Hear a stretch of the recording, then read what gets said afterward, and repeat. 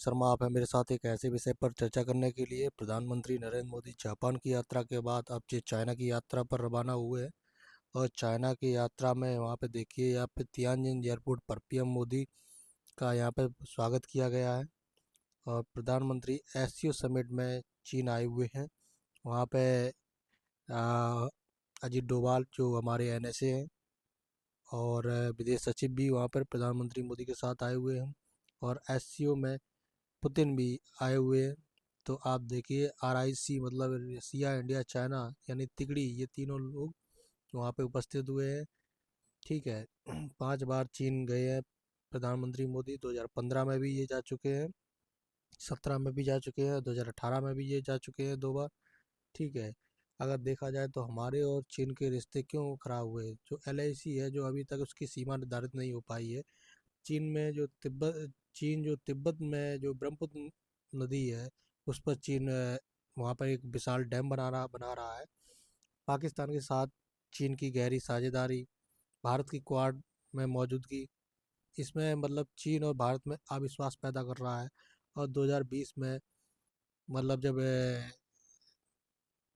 2020 में जब ये गलवान झड़प हुआ था, इसके बाद चीनी कंपनी के जो ऐप वगैरह थे उसको हम लोगों ने रोक लगा दिया था। और चीन के साथ जो हमारा व्यापार घाटा होता है, ये सब हमारी समस्याएं हैं चीन के साथ। तो जब 2020 में गलवान झड़प के बाद पहली बार दोनों देशों ने सीमाओं पर व्यापार से जुड़े कई अहम मसलों पर सहमति बनाई है। लेकिन सीमा विवाद पर पानी के मसले जैसे बड़े विवाद बने हुए हैं। आर्थिक दबाव, वैश्विक हालातों के ने दोनों के साथ बैठने पर मजबूर किया है। पर अगर देखा जाए तो पूरी तरह भरोसा बनने में वक्त लग सकता है, क्योंकि पहले भी हमारे साथ ये हो चुका है। 1962 में युद्ध हुआ तो 1967 में सिक्किम और तिब्बत बॉर्डर में मतलब ये दिक्कतें आई थी। तब हमारे मतलब भारत के 80 और उनके चीन के 400 सैनिक मारे गए थे। 1975 में भी अरुणाचल प्रदेश में हुआ था। इसके बाद 1987 में भी, 2017 में भी, 2020 में जो गलवान अभी हुआ था जिसमें भारत के 20 सैनिक और 38 सैनिक चाइना के मारे गए थे। 2022 में 6 सैनिक मारे गए थे। अरुणाचल में तिब्यांग में चीनी सैनिकों ने भारतीय पोस्ट को हटाने की कोशिश की थी। तो इन सब कारणों से भारत का जो विश्वास है, ठीक है, उन विश्वास को इन्होंने क्षतिग्रस्त किया है। इसीलिए भारत को विश्वास नहीं होता है। अगर अब देखा जाए तो धीरे धीरे कई मुद्दों पर भारत की सहमति बन चुकी है। जब से आपने देखा ही होगा कि ट्रम्प ने भारत पे मतलब जो टैरिफ लगा दिया, पहले तो 25% टैरिफ लगाया था, फिर अतिरिक्त टैरिफ और 25% लगा दिया था भारत पे, क्योंकि ये कह कर के भारत रूस से तेल परचेस करता है, इसलिए भारत पे 25% और एक्स्ट्रा टैरिफ लगा दिया। लेकिन असल मायने में ये बात नहीं है, क्योंकि भारत जो रूस सॉरी अमेरिका जो चाहता था, वो चाह रहा है ये कि भारत ये माने कि जो इंडिया और पाकिस्तान का जो युद्ध हुआ था, वो अमेरिका ने सीज फायर करवाया था। लेकिन भारत को इसको डिनाई कर चुका, मना कर चुका है कि तुमने कोई इसमें तुम्हारी कोई मतलब इसमें कोई ऐसी बात नहीं हुई है कि जो आपने सीज फायर करवाया हो। तो ये तो मतलब अगर देखा जाए तो ये गलत ही बात है। तो अक्टूबर में 2024 के समझौते के बाद गलवान के और देवचांग जैसे संवेदनशील इलाकों में सैनिक पीछे हटाए गए हैं अब तक। ठीक है। पूर्वी और मध्य सेक्टर में भी बातचीत चल रही है। 5 साल बाद भारत चीन के बीच सीधी उड़ानें शुरू हो गई हैं। यह अर्थ मिनरल पे भी बात हो चुकी है, क्योंकि अगर देखा जाए तो सबसे दुनिया में सबसे ज़्यादा जो रियर अर्थ मटेरियल है, वो चाइना के पास मौजूद है। इससे अमेरिका भी झुकता है, क्योंकि अभी हाल में आपने देखा हो अमेरिका पे 150% तक लो टैरिफ लगा दिया था। लेकिन बाद में जब चाइना ने रियर अर्थ मिनरल पर रोक लगा दी थी, उसने अमेरिका तक लो ही नहीं रोक लगा दी, उसने पूरी दुनिया को रोक लगा दी थी कि रियर अर्थ मिनरल्स हम किसी को नहीं देंगे थे। इस पे पूरी दुनिया जाके मतलब फिर इसने अमेरिका झुका। इसके बाद 30% चाइना पे टैरिफ लगाया। तो आप सोच सकते हैं। और इसके बाद खाद और मशीनरी सप्लाई करने पर भी भरोसा दिया गया है। और नाथुला दर्रे से बॉर्डर ट्रेड फिर से शुरू करने की बातचीत हुई है। चीन ने भारतीय श्रद्धालुओं को कैलाश मानसरोवर जाने की अनुमति दी, पहले रोक लगा दी थी। पत्रकारों और पर्यटकों के लिए वीज़ा नियम आसान बना दिया। ब्रह्मपुत्र नदी का जो डेटा शेयरिंग भी दोबारा से शुरू कर दिया। एससीओ और ब्रिक्स, ठीक है, ब्रिक्स जो ब्राज़ील, रसिया, इंडिया, चाइना, साउथ अफ्रीका, ये जो संगठन है, दोनों देश अल्टी मल्टीपोलर वर्ल्ड ऑर्डर का समर्थन कर रहे हैं। हाल ही में चीन के विदेश मंत्री वांग वी दिल्ली की यात्रा भी इसी कोशिश का एक हिस्सा रहा है। आप देख सकते हैं जब एससीओ जब बना था, तब इसमें अगर 1996 में, तब रूस, चीन और कजाकिस्तान, तजाकिस्तान और किर्गिस्तान, ये 5 देश थे। इसके बाद 2001 में इसमें उज़्बेकिस्तान की एंट्री हुई जाके, ठीक है। फिर इसके बाद 2017 में भारत और पाकिस्तान दोनों की एंट्री हुई है। फिर 23 में ईरान की एंट्री हुई है, 24 में बेलारूस की एंट्री हुई है।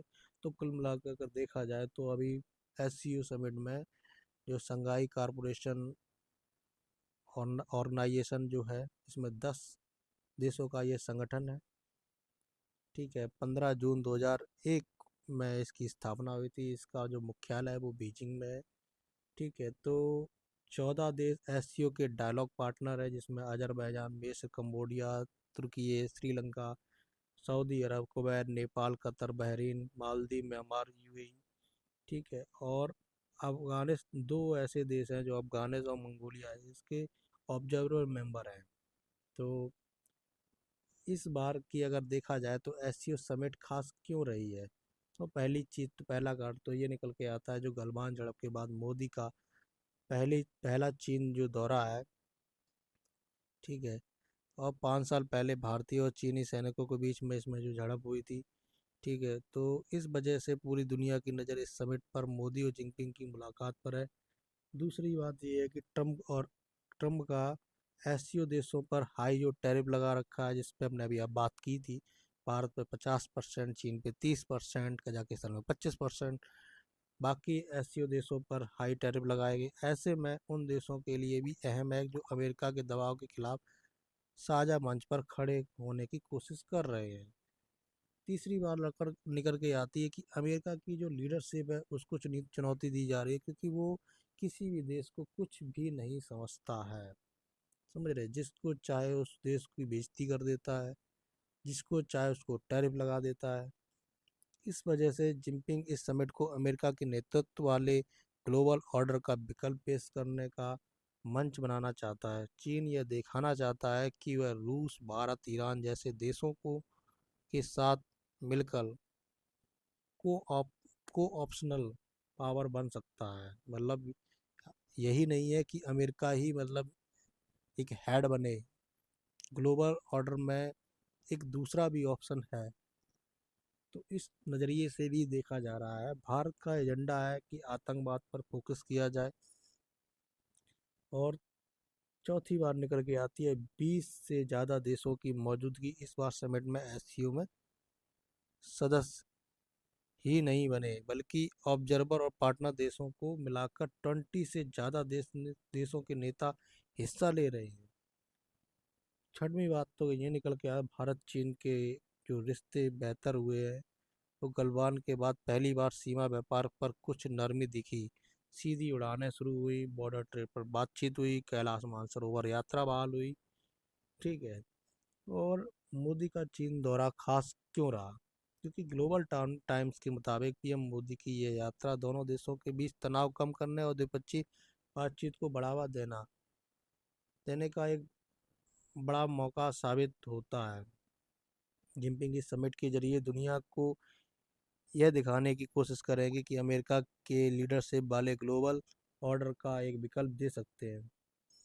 इसके साथ ही इस समिट में मैसेज भी जाएगा, क्योंकि चीन, रूस, ईरान और भारत को अलग थलग करने की अमेरिका की जो कोशिशें हैं, जो नाकामी रही हैं, ये अब आगे नहीं चल सकता है। भारत चीन के बीच बेहतर हो रहे जो रिश्ते हैं, आप देख सकते हैं अक्टूबर 2024 में पीएम मोदी और चीन के राष्ट्रपति शी जिनपिंग 5 साल बाद जब रूस के कजान में मिले थे, तब इनकी रूस के जो राष्ट्रपति पुतिन ने उनकी इनकी मुलाकात करवाई थी। मुलाकात कराने के बाद में मतलब साथ बिठाए, बातचीत करवाई, ताकि जो मामला को सॉर्ट आउट कराए, क्योंकि अमेरिका आजकल कुछ भी अपनी राह पर निकल चुका है। इसके बाद अक्टूबर 2024 में भारत चीन के पूर्वी लद्दाख, देपचांग और डेपचोक से सैनिक को हटाना शुरू कर दिया। सैनिकों की वापसी के बाद सेना ने पहली बार गश्त भी की और जनवरी 2025 में भारत के विदेश सचिव विक्रम मिस्री और चीनी विदेश मंत्री वांग यी के बीच बीजिंग में बैठकर बातचीत भी हुई।